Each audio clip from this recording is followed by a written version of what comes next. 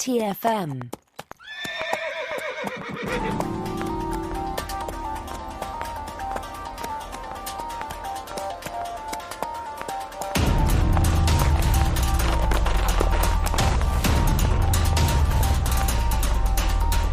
Welcome, everyone, to another episode of Saddle Up, our dedicated Star Trek Strange New Worlds podcast. I'm Christopher Jones, and with me, as he always is my esteemed co-host, Matthew.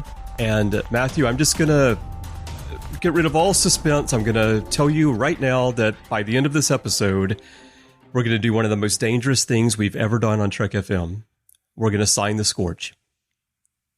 Well, yeehaw, cowboy. I mean, I'm super excited because it is shore leave. Anybody else excited? Like, come on. Who isn't excited for some shore leave?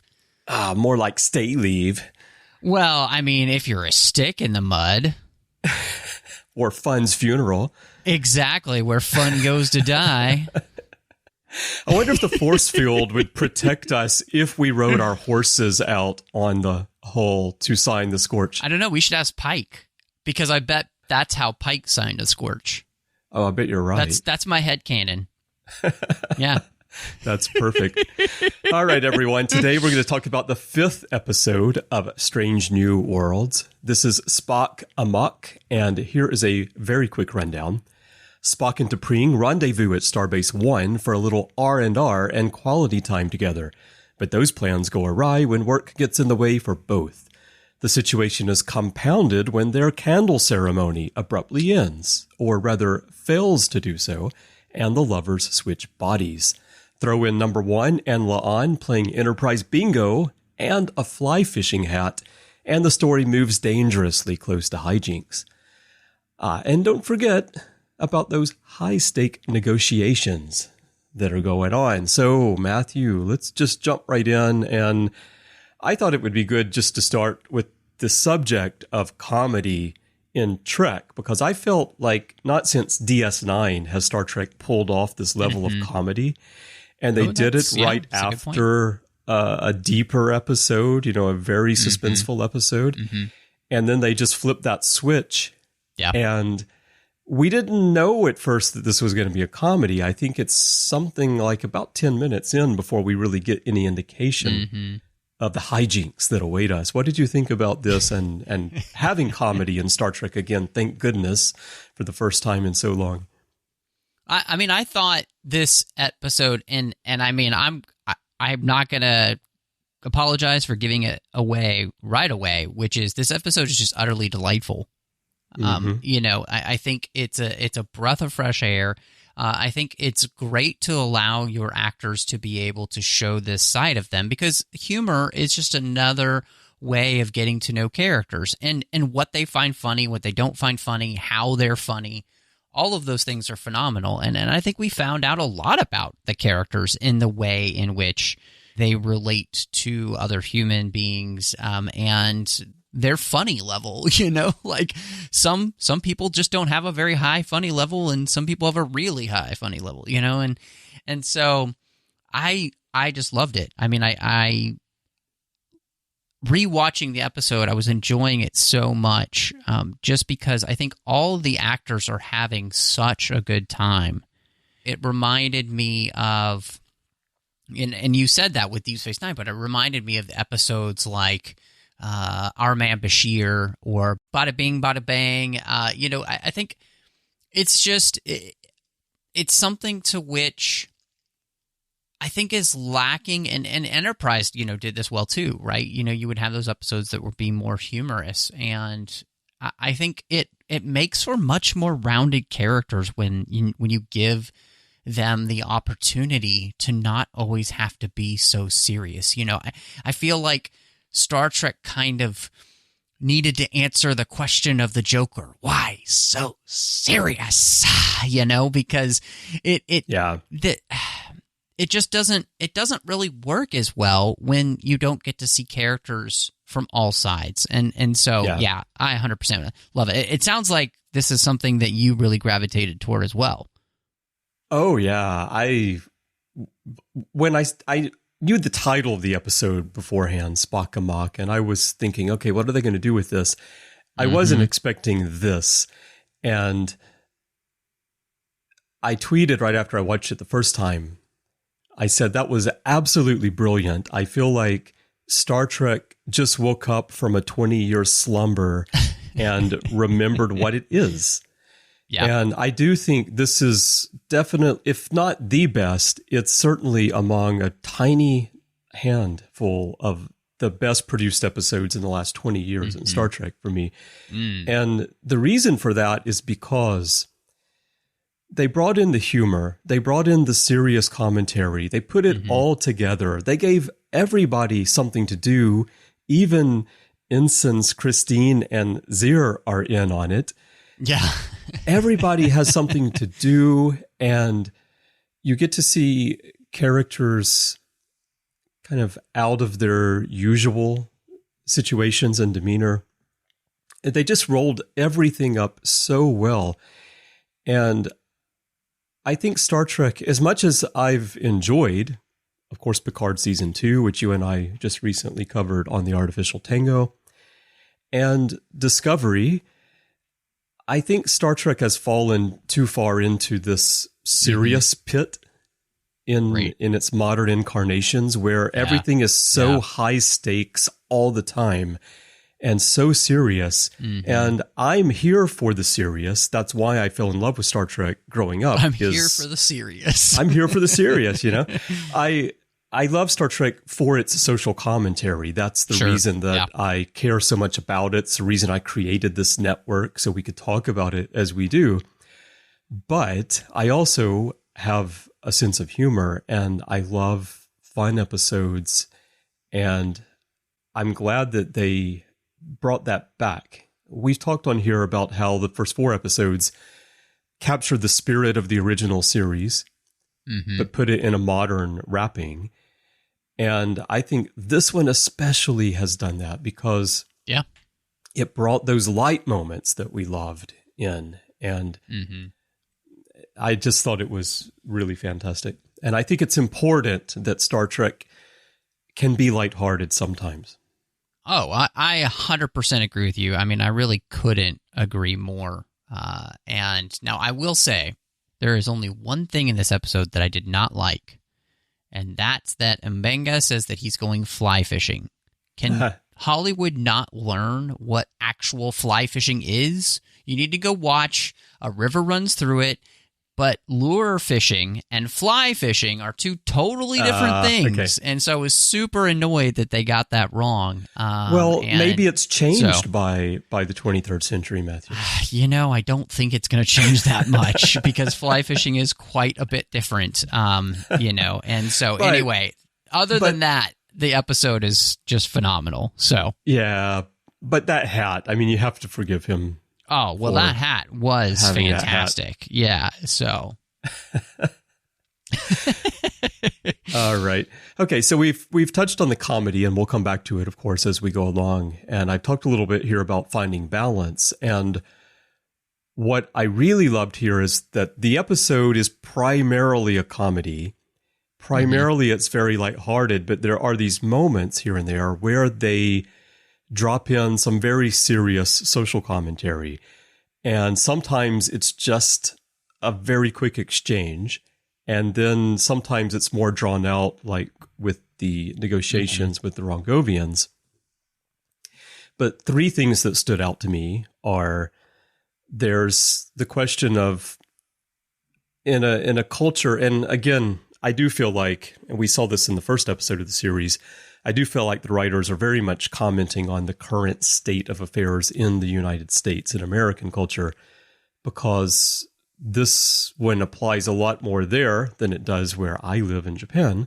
But the idea of, in a multicultural society, this interdependence on different groups and people leading to this feeling that your culture is being diluted and having this fear of losing your cultural identity. Sure. And, you know, that can mean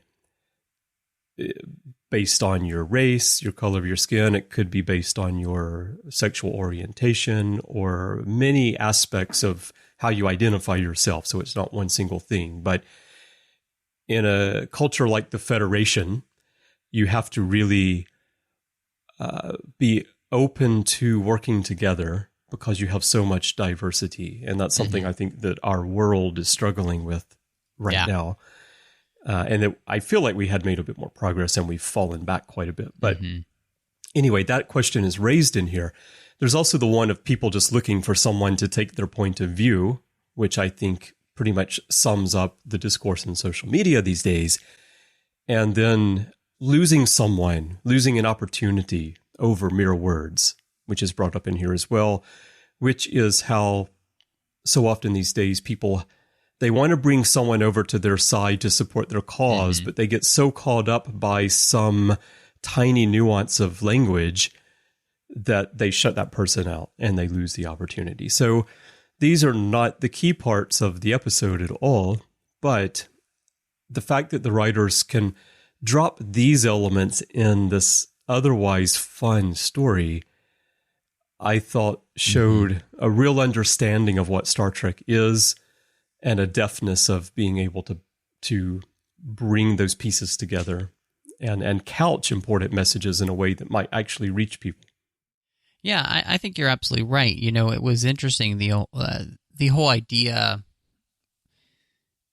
worried about your culture going to be diluted was an interesting question, because I don't know if that question has necessarily always been asked by people, because, you know, I think specifically, and just, you know, when I think of people coming to America, they're choosing to come here to be a part of the culture that's already here, and then they add to it. And I think that's, in many ways, the very essence of what the Federation is. I mean, obviously, the Federation is representational of an American form of government in space, basically, where all cultures come together to create not a monoculture, but a new culture that incorporates all of these different cultures, right? And it then becomes Federation. Well, when I was growing up, when you were growing up, we are close to the same age. We always referred to it as a melting pot, right? At least in my schools and, you know, things on television at the time, you know, Education for Kids and all, songs, it was about the great American melting pot. But these days it feels like, you know, people want the melting pot to be like a bunch of tiny little pots that are properly social distanced from one another so that nothing gets mixed together in a way that might disturb someone else. Yeah. Well, and I think what was really interesting to me is that the episode kind of seemed to be saying that you can't really do that. You have to come together to create something, which is what Pike talked about, the fact that, you know, the way that they come to a decision is to vote together. When he was praising Spock, talking about his dedication to trying to understand cultures outside of his own, even when it's difficult and there's great personal cost. But there's this idea of like coming together to make something that works not just for yourselves, but for everyone involved. And we do that of our own desire, right? And I think that comes with the other thing, which you, I think, rightly mentioned. And so the themes here were really connected, but the idea of having empathy and understanding towards one another is what makes that possible.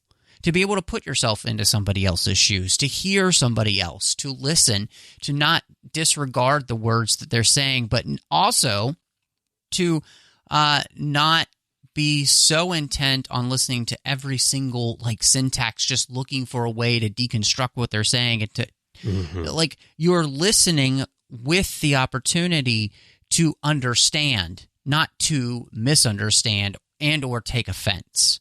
And there's a total difference here. And that's what I think was beautiful, is Pike realized that's what they wanted.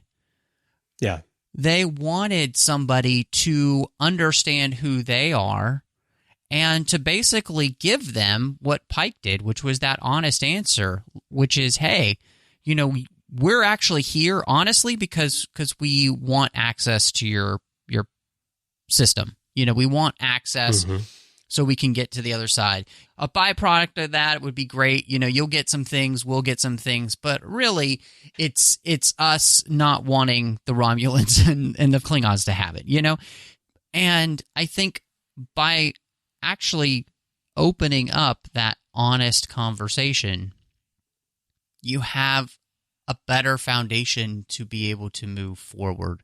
And that's another thing I found here, which is to be honest in your conversation. Don't hide your feelings from people, small and large groups, right? It can be one-on-one like Spock and T'Pring, all the way to these type of negotiations. It's like, because in hiding things, you're not doing anybody any favors, So it's not that kind of like radical honesty we see Elnor have, but it is a move towards just openness. And I 100% agree with you. I thought that the themes here were so beautifully laid in, and that they were playing so perfectly with the larger story of the negotiations to the smaller story with Spock and T'Pring, and even the even smaller story because it's kind of like a side part of the story,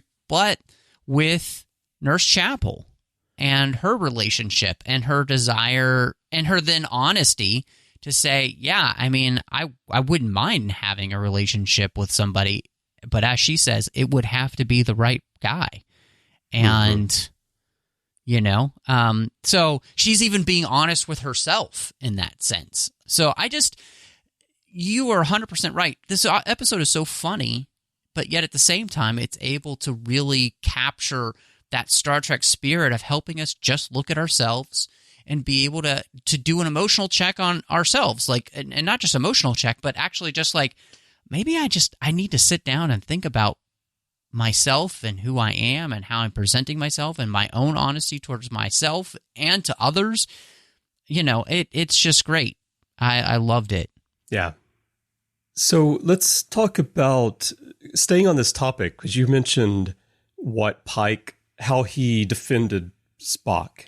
And in that moment, I felt like largely he was talking to T'Pring, actually, because he sensed how T'Pring was feeling about Spock, and he wanted to say something to her, but it does help in the negotiation settings. I liked how they used T'Pring in this episode in two ways, because we're talking here about this fear of losing one's cultural identity, and they use T'Pring in Spock's body to convey her attitude, because she's actually one of those who fears diversity, I feel. And she tells the Rongovians that, as a Vulcan, I sympathize with your fears that you will lose your culture to homogenization in a multilateral alliance like ours. There are times I wish I could return to Vulcan to focus on my culture instead of traveling the galaxy focusing on Starfleet. So she could not be more obviously talking about Spock. She wants Spock to come back, but at the same time, I think she wants Spock to come back not only to be with her, but because she's very much I'm a Vulcan and wants everything to be there on Vulcan. So I felt like they did a good job of using T'Pring and using this body switch situation on multi-levels here. And I really like that you pulled that out, Chris, because I think the beauty in that is that it shows the way in which it's so easy to pull back kind of into a tribe, right? Because you feel more comfortable, because because you are kind of afraid of losing something, and you might not actually have even been intellectually honest about what you might gain, which is, I think, the beauty of obviously Spock and T'Pring changing places here, in the sense that she, I think, has a much better understanding of what it means to not only be Spock, but to be a part of the Federation at large in the way that he is, and what he's gaining from it. that is not something that's detrimental to his ability to be Vulcan, but may actually accentuate his ability to be Vulcan and even be better for her. And one of the beauties, too, is that, in all honesty, to be in a relationship is to impact one another, to make each other better versions of ourselves. And so in that, by them going through this situation, they've both been made better versions of themselves for each other, but they've also helped kind of open each other's eyes to new things that they would have never been able to understand before as well, which, again, is all of what it means to be in a good relationship with somebody. Yeah, absolutely. So, okay, let's keep talking about the body switching, because not only did they do that, but they also made us laugh, which was very important in this episode. Was it Friday, Chris? Because it feels like this was a Freaky Friday. It was. Not only was it Friday, it was Spock and T'Pring's Freaky Friday. Yes. That's all I could think watching the episode. I was like, oh, we're actually going to do Vulcan Freaky Friday. Yeah. But how good was Gia Sandhu delivering the lines as Spock? And of course, Ethan Peck was amazing. I was really just blown away by both of them and how they delivered their lines, their mannerisms as each other. It's very subtle, but especially T'Pring, Gia Sandhu was brilliant, I thought. I 100% agree with you. It did feel like that they spent, maybe a few days just following each other around as these characters, so they could kind of understand, okay, what are the mannerisms that they do as these characters, all of those type of things. And it worked really well. The way that Peck kind of makes his voice just slightly higher. He doesn't have quite the stop and start that he does when he speaks. Yeah. She picked that up and absolutely ran with it, and I think was perfect in her portrayal. There for the 1 minute that Pike was there, when he was like, "I'm sure you can now see the difference in our mannerisms," and Pike's like, "Oh yeah, sure, yeah, totally." But if you were watching long enough, they absolutely were doing the mannerisms of the other person in a way that made it very clear that they were not who they were supposed to be. So I thought it was wonderful because it really is such a silly idea.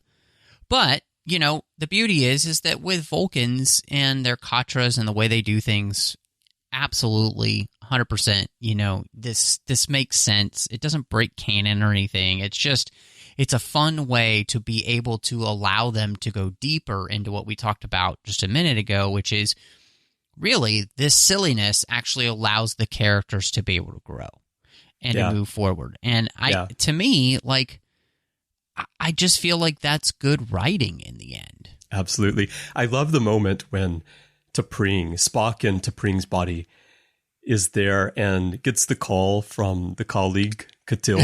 Yeah.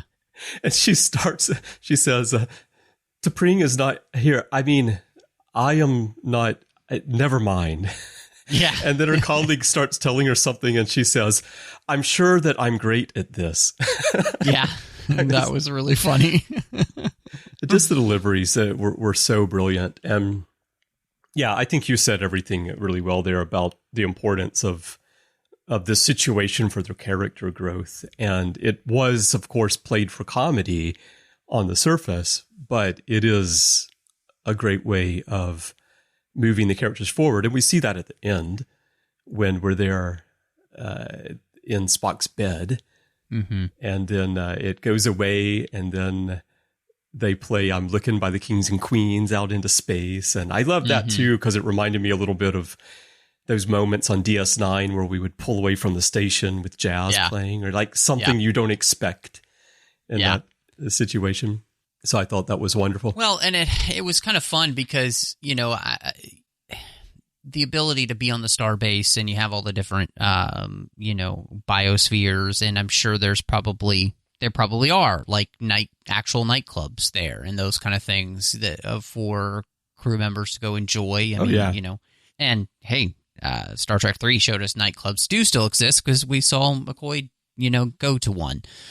That's right. And so I thought all of that just worked so well. And, you know, in all honesty, it kind of showed the validity of like why Deep Space Nine worked when you stay in a place more than just an episode, because it does really allow you to do all types of stories. And man, this space station, this would allow you to do every kind of story because, you know, they've got all the biospheres. So Exactly. Are you with me in that this episode once again leaves you wanting more Ortegas? We need an Ortegas story. I think you've said before, she's really funny, but we haven't gotten that story that focuses on her yet. So we only get these bits and pieces of her here and there. Yeah.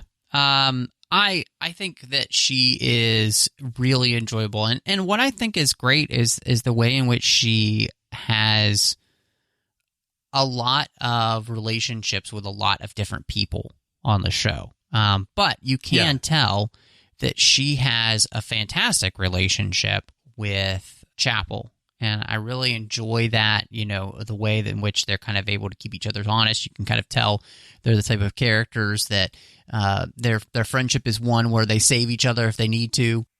All that kind of stuff. They're there for each other no matter what. And I think that's really fantastic. But I would love to know more about who she is. I mean, just the fact that she mentioned that she's been in a fight with Alirpa was pretty fantastic. So...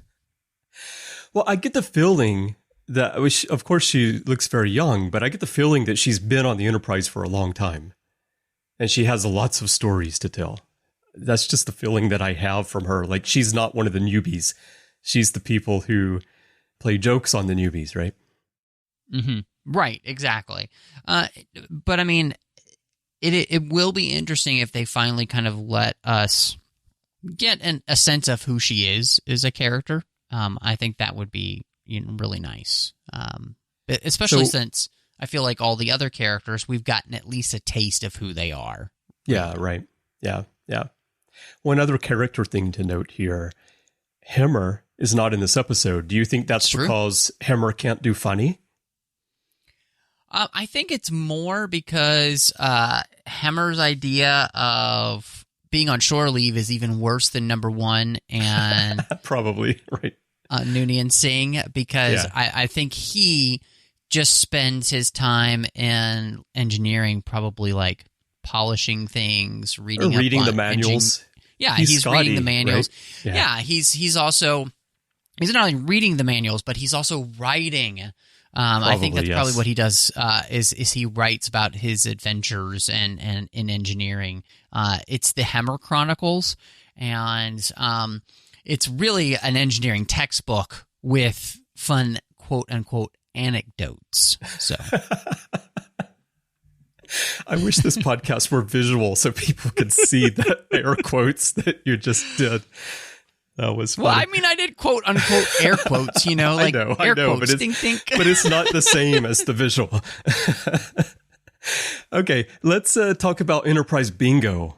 I really, really enjoyed this part of the story because I can totally see this being a real thing, that on the ship, the ensign class and under has this game that they play, and they got this checklist. And if you look at the pad that lists the challenges, they are use the transporter to reflavor gum. Which was hysterical. Is that even, how does that even work? Well, actually, the first time I just let it go by. The second time I was thinking, like, how does this work? And I'm guessing that the original state of the gum is in the pattern buffer or whatever, the history. I think you're right. Yeah. And so when they use the transporter, it restores the gum to its original state. Yep, yeah. That makes sense. I like it. And La'an says, spearmint again. Yes.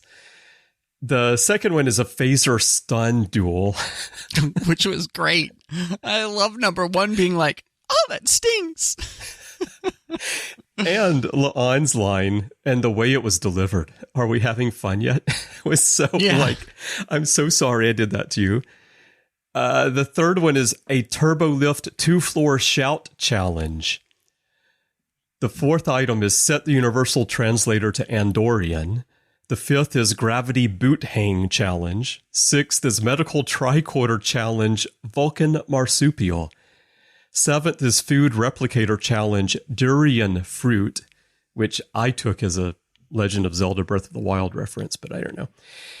Number 8 is sneak a tribble into the transporter buffer. Now, I've seen this one get some fans upset online because they're not supposed to know about tribbles yet, but I thought that was kind of a silly thing to complain about. Plus, anything that's on a pad like this, these are like the old jokes that they used to put in, like Mike Okuda would put in, and we never saw them until we got the HD restorations, and then we can read all this funny stuff on the screens.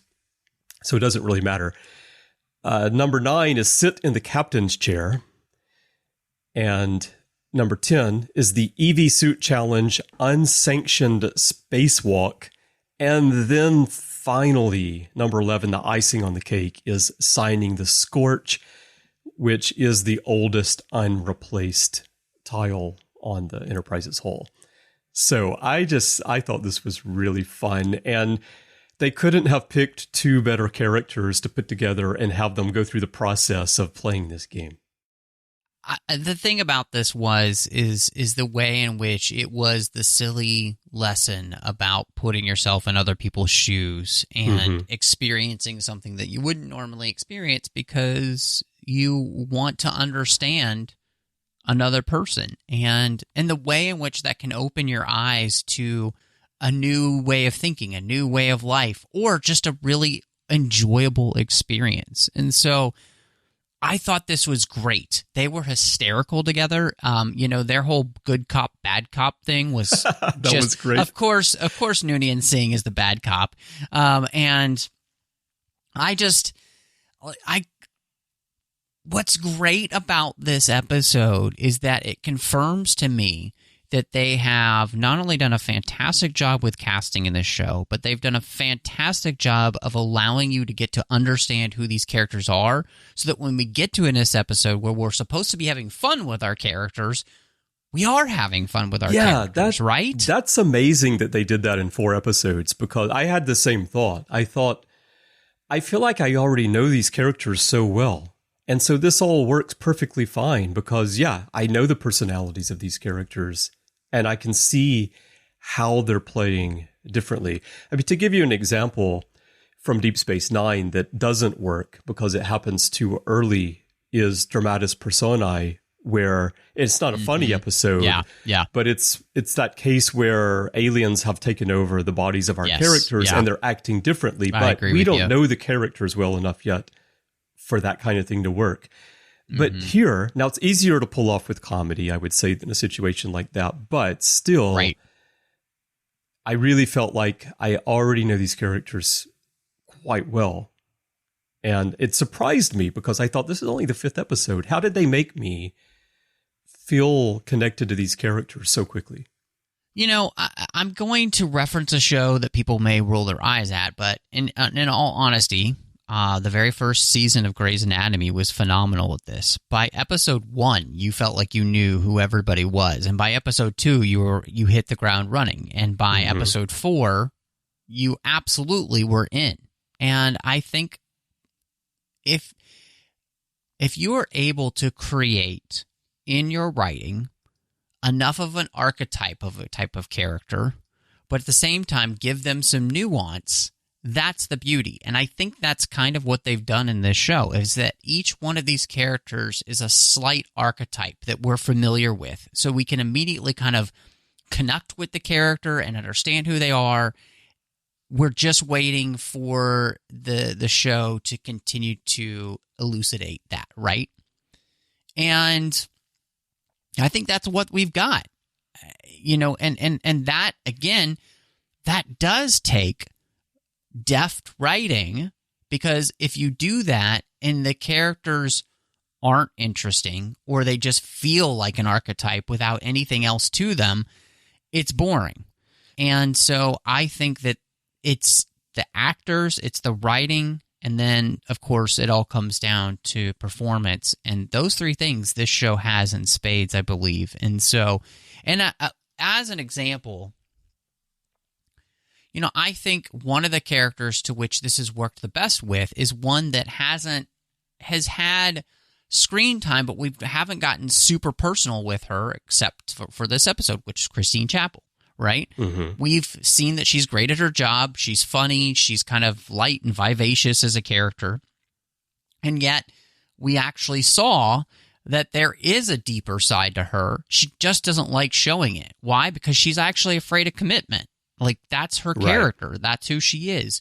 But she would be willing to try commitment if the right person came along, and that just has not happened. And part of that is because she's been picking guys or picking people that she's only looking for fun, and she thinks that's what they want. But she's now run into this character, this vast, immovable object known as Mr. Spock, that she doesn't know what to do with. And she has kind of realized, this is the person that I would actually I think, maybe want to try something special with. And the way she plays that here is just phenomenal. And so she's an example, but I think the rest of the crew has been able to do that as well. Mm-hmm. Yeah, definitely. Yeah, it'll be interesting to see where they go with the Chapel Spock story, because I guess they can't really have them become a couple in any way. Otherwise, that would be something that I'm not going to be the canon police or anything, but I can definitely see that really upsetting people. I've seen some people already saying, the writers are making a huge mistake with this whole Chapel being into Spock thing right now. It's too soon. I don't know about that. We don't know what was going on in her head. And maybe she was in love with Spock for years and years and years, and we didn't know because we only caught those glimpses in the original series. Yeah. And I mean, just in all honesty, how many of us have kind of quote unquote been in love with somebody and yet they were unavailable, and so we might be with other people and all that kind of stuff. That's life, right? That's legitimately just how it's happened to so many people. That's why writing this story could be really interesting, because we are going to see this friendship blossom, but we're also going to see, I think, that there's a deeper sense for her of what she might want, and it's going to go unrequited forever. So, well, she makes that comment to him here about just be in the future, be honest about what you can and cannot offer. And when she first said that, I felt like she's talking about what can he offer her? Like, is he going to be available or something?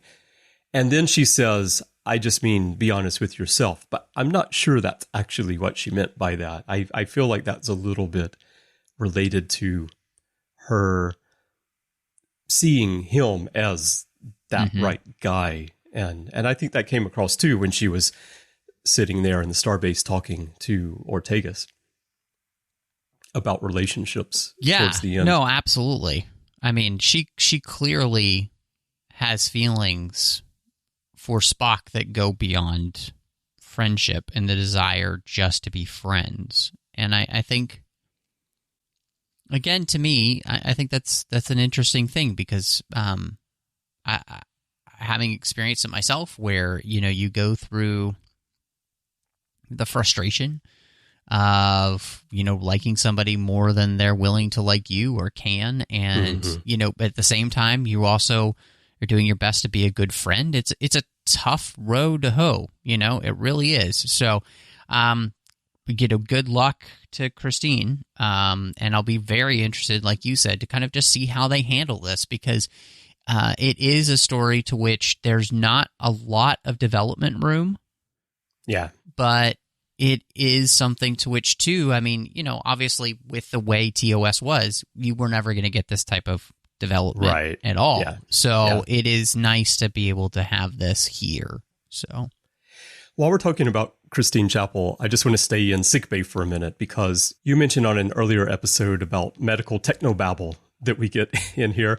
And I love that here we get a bunch of technobabble, but it's also comedic. in what they're doing, where Mhm. they're putting Yeah. they're putting Navalan sea urchin, ground Navalan sea urchin, on Spock and T'Pring's foreheads as a way of transferring the Katra back and forth. And I imagine in the U.S., sea urchin is probably not something that you're likely to eat very often, but my son loves sea urchin. In Japanese, it's called uni, and it's rather expensive among sushi. And I was watching this and I was thinking, oh God, they're wasting. That's a lot of sea urchin right there. And my son would love to eat that instead of you spreading it on people's foreheads. Apparently, it's quite noxious, too. One quick note about that, too, and I'm glad you brought that up, because as a scene, they're talking about that Christine says magic with dealing with the mind and the Katra and all those kind of things. But, I mean, in the end, I think Christine is more correct, because the Katra is not just the mind. It is like the very soul of a Vulcan. So I find that interesting, because it is something that goes beyond science, really, right? Mm-hmm. And our understanding of it to a much bigger question. So I just kind of love that they touched on that just a little bit, because when you're talking about Vulcans and Katras, that's what we're talking about, is the unexplainable. Yeah. And I love that. Well, and that's not out of the blue either.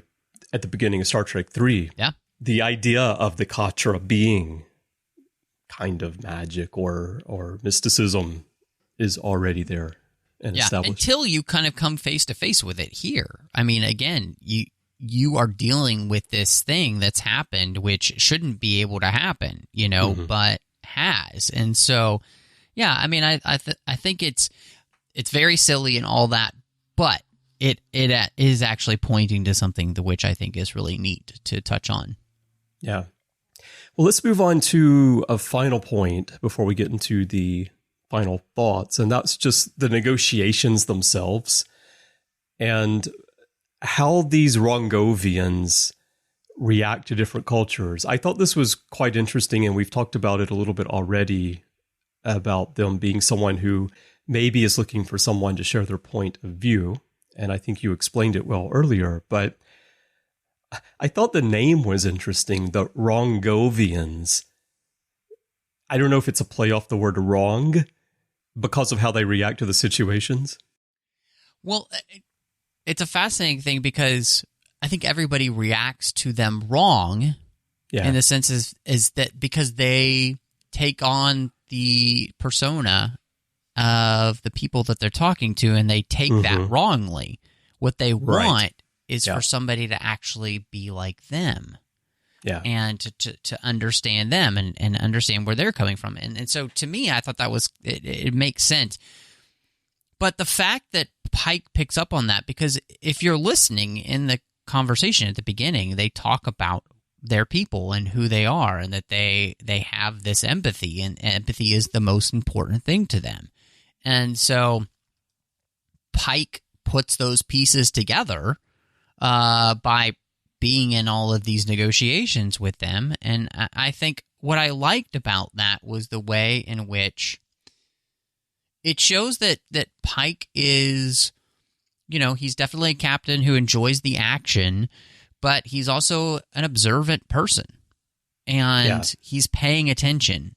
And not just paying attention, but he's doing it in a way to be able to actually understand. And not just understand for himself, but actually to understand from as many sides as possible. And so I thought that this really did a great job of showing that instead of just kind of telling us about it. We actually just got to see it play out, which was great. Yeah. And I think it's quite a contrast to the tone of the original series and Kirk, where it's like, we know the best way for societies to work, the best way for you to do something. And so we're going to tell you, or in some cases, we're going to actually make changes, like A Taste of Armageddon, where they get rid of the whole system of warfare, or the Apple, where they get rid of Vol because they don't like how the people are being subjugated. And you have those types of things. But here, like you say, it's more like, let's look from different angles. And Pike is quite good at that. The Rongovians, in addition to the name, perhaps getting things wrong, I thought the makeup was also interesting because it's sort of like zebra stripes. Mm-hmm. And although scientifically this is no longer really a valid interpretation of the purpose of the stripes, traditionally we've thought of zebra stripes as being a sort of camouflage to confuse, right? Mm-hmm. And here, the Rongovians are adapting to the person that they're talking to. So I think the other side is always kind of being thrown off. And Pike figures it out at the end. Mm-hmm. And even April is like, what are you doing, Chris? What are you doing? Right? Yeah. No, I mean, I definitely agree. And again, what it does show is just the way in which Pike is doing a good job of digging deeper, looking beyond the surface level, which is really important, which, I would argue that in many ways, in some of those instances you mentioned with Kirk, that's what Kirk is doing too, right? He's looking deeper and the deeper level of what's happening in those societies and why they're thinking the way they do. And he's not just saying, oh, you shouldn't do this but it's like, you're acting this way because, so, I mean, it is a classic Star Trek captain thing to do, which is to try and pay attention to all aspects and then put it all together so you come up with a solution in the end. And I think Pike does that well here. And it helps that Anson Mount's performance is so fun. Plus, I mean, he got the green wraparound. So, I mean, I can't believe we didn't mention that yet. But that honestly looked so comfortable as something to wear. I'm like, I want that. Yeah. I think if I were the captain, I would be wearing that one most of the time because it does look a lot more comfortable than the usual uniform. I will say that the one thing about that is that in the original series, because the Delta was just like an embroidered part of the uniform, they could have the Delta turned on its side down there around the waist, which looked great. But here they have that because it's the design of the wraparound. But then he also has the badge. And he's got the double Delta. Yeah, that for me as a designer kind of, I don't like duplicating elements and nearby like that. And that one kind of visually I thought didn't work completely as well as I would like. But I know why they have them both. But that was cool to see the green wraparound. And yeah, I love that. Yeah, I thought it was just a really well done storyline for the episode, and again, this is one of the things that has really worked with this show for the most part is that we keep writing the thematic elements, the character elements, and the plot elements are all flowing together in a way that feel effortless. And that's really important. We talked a lot about on Star Trek Picard Season 2, the idea of why that show is working for us because it felt like we were more worried about what's happening with the characters than necessarily the plot. Here, it feels like all of that's important, and I'm not having some of the plot issues that I ended up having with, say, Picard, right? And part of that, I think, is because, it does help to be able to write stories that have connection, but also have their own resolution by the end of that episode, So absolutely. It's worked out really, really, and it makes sense for you kind of understand why Star Trek had the format it did for so many years, right? Right. So it actually works. You can still do it, and I think Strange New Worlds is doing a fantastic job of showing us that the formula for Star Trek absolutely still works. Absolutely. All right. Well, those sound like final thoughts, but what other final thoughts do you have about this episode, and what's your rating? I mean, I just adored this episode. It's just so good. I don't think there was really anything about the episode that I didn't like other than the one tiny nitpick about M'Benga's fly fishing, and I wish they would get that right on shows because it's not the same. But otherwise, this is just kind of, I would say, the perfect episode of Strange New Worlds so far. I love every character moment. I enjoy every moment of watching it. It's an episode I will probably watch many times over just because it's so much fun. And so I'm going to give this 9.75 signatures on the Scorch. Yes, the 0.75, they were not quite able to finish their signature because they got caught. So, yeah, that's a perfect rating. A rating. Yeah. What about you, Chris? Befitting of hijinks. Yeah, I just adored the episode. Like I said at the beginning, I think that it is one of the best episodes of Star Trek produced in the past 20 years. It feels like Star Trek again. All the elements that I love put together. I think these writers completely understand Star Trek, and just I hope we get more like this one. This is going to be hard to top, and of course, I don't want Star Trek to become a comedy. I like to have episodes like this from time to time. I don't want Star Trek to have lots of humor in it all the time. That's why they have Lower Decks. Yeah. Because I think that, that's not what I'm here for, really. I'm here for the serious, as I said at the beginning, for the social commentary. But I am a person with a sense of humor, and I love that. And this episode just hit all the marks for me, and I'm going to give this one 10 packs of spearmint gum. It's a good choice. All right, everyone, we would love to hear your thoughts on Spock Amok. There are many ways for you to share those with us. Perhaps the best is to go to Facebook and join the Babel Conference. That is our listeners group. If you're already a member, you know how it works. But if you're not and you're joining for the first time, please be sure to answer the questions and agree to the rules of the forum so that I can let you in. And you can find the Babel Conference by typing Babel, B-A-B-E-L, into the search field on Facebook, or the whole name, the Babel Conference. If you'd like to send us email, you can do that by going to our website, trek.fm/contact. Use the form you find there, choose to send to a show, and choose Saddle Up. And that'll come to Matthew and me by Pony Express. And in social media, Instagram, Twitter, everywhere you can find us. Our username is TrekFM. Now, Matthew, when you're not working on your beard that is as ridiculous as your proposals, where can people find you? Well, you can find me all over the place under social media under the name MattRushing02. Of course, I am also here in the network with quite a few shows. So all over the place.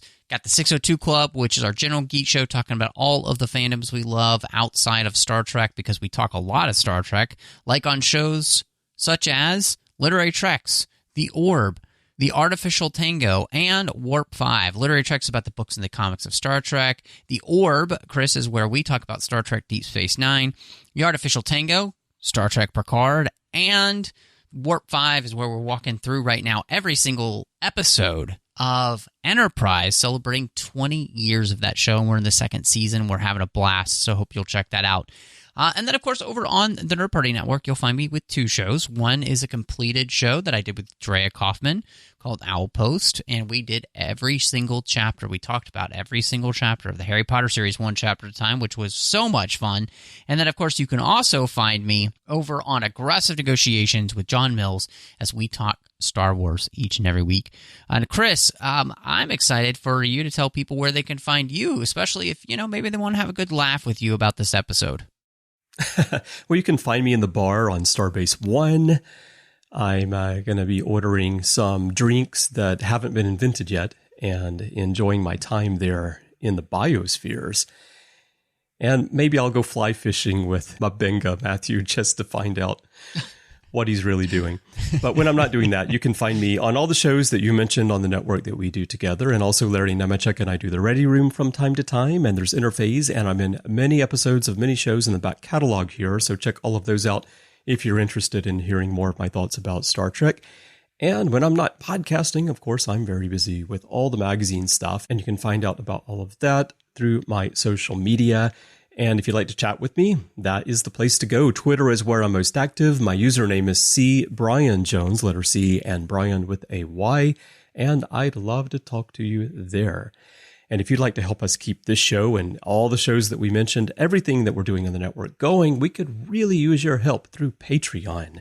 To find out how to get involved, just visit patreon.com/trekfm. That's patreon.com/trekfm to find out how, become an associate producer, get involved in other ways. We would love to have your support. And I want to send a huge thank you to everyone who's supporting us right now. We would not be here without you. Matthew, I am looking forward to next week talking another episode of Strange New Worlds with you, and I just wonder if Hammer is going to be in it. Well, I'm not sure. Hopefully he didn't get lost in engineering, as he's been polishing everything, but I'm very excited to do that, Chris, so I think it's time to saddle up and lock and load.